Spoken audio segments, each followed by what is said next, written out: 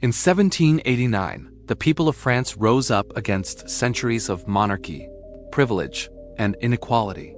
They dreamed of liberty, equality, and fraternity. The Bastille was stormed, the monarchy shaken, and the world watched in awe as France tried to build a new future. But within a few short years, that dream turned into a nightmare. The streets of Paris ran red with blood. Guillotines worked day and night. Friends turned against each other. Revolution devoured its own children. Why did a revolution born in hope turn into one of the bloodiest chapters in human history? Before the revolution, France was a powder keg. The monarchy was drowning in debt, partly because of lavish spending at Versailles, and partly because of its expensive support for the American Revolution. Meanwhile, the common people, the Third Estate, faced skyrocketing bread prices and crushing taxes. They were angry, hungry, and desperate. King Louis XVI and his court seemed completely detached from reality. Marie Antoinette's rumored remark, "Let them eat cake," may not have been real, but it perfectly captured the gulf between ruler and ruled. In May 1789, the Estates General met for the first time in 175 years. But when the Third Estate's voices were ignored, they broke away and declared themselves the National Assembly. In July, angry crowds stormed the Bastille, a symbol of royal tyranny. Heads were paraded on pikes. It was the beginning of something monumental. Soon, feudal privileges were abolished. The Declaration of the Rights of Man was adopted. On paper, it looked like a new dawn, but beneath the surface, tension brewed.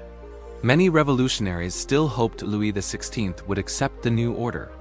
But the royal family tried to flee in 1791, only to be captured at Varennes. Their attempted escape shattered trust. The king became a symbol of betrayal.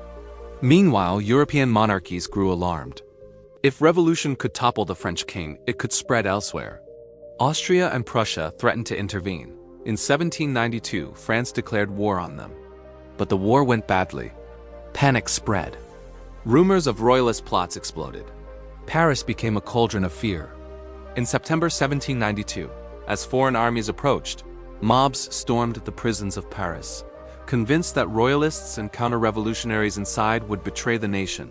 Revolutionaries executed over 1,000 prisoners in a wave of mob justice. It was the first major bloodletting, and it wouldn't be the last. The monarchy was abolished. Louis XVI was put on trial, convicted of treason, and executed by guillotine in January 1793.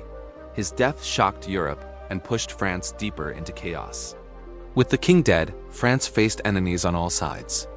Britain, Spain, Austria, and Prussia formed coalitions to crush the revolution. Inside, royalist uprisings like the Vendée Rebellion broke out. The revolutionary government responded by creating the Committee of Public Safety, led by men like Maximilien Robespierre. Its mission was to defend the revolution at any cost. But what started as defense became terror. The committee imposed emergency measures. Dissent was seen as treason.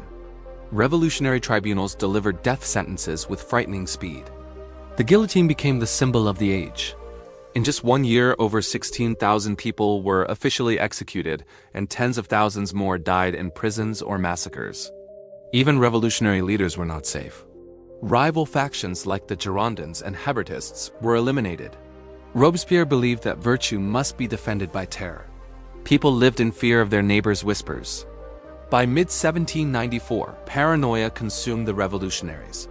Robespierre himself began targeting his allies. Eventually, the National Convention turned against him. On July 28, 1794, Robespierre was executed by the very guillotine he had used to silence so many others. The terror ended, but the scars were deep. The dream of liberty had been drowned in blood. The French Revolution turned violent because of a deadly combination: economic collapse and famine that fueled desperation, internal betrayal and royal resistance that shattered trust, foreign threats that pushed leaders to extreme measures, power struggles between revolutionary factions, and above all, a belief that violence was necessary to protect the revolution. The revolution began as a beacon of hope. But fear, war, and fanaticism transformed it into a machine of death. In the end, the guillotine didn't just cut off heads. It cut through the very ideals it was meant to defend.